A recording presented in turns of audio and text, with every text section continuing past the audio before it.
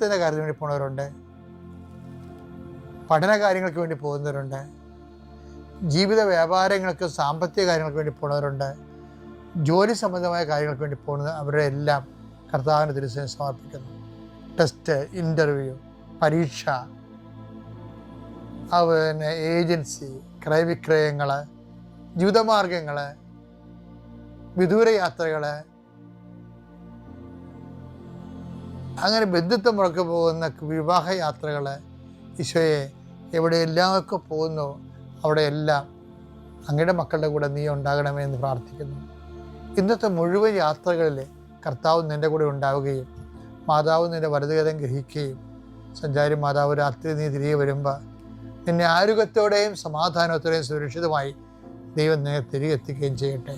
നിത്യം പിതാവും പുത്രനും പരിശുദ്ധാത്മാവുമായ സുരക്ഷ നീക്കുവാമേ. എൻ്റെ പ്രിയപ്പെട്ടവരെ, ക്രിസ്തീയ ജീവിതവും കൃപാവര മുന്നേറ്റവും അതിൻ്റെ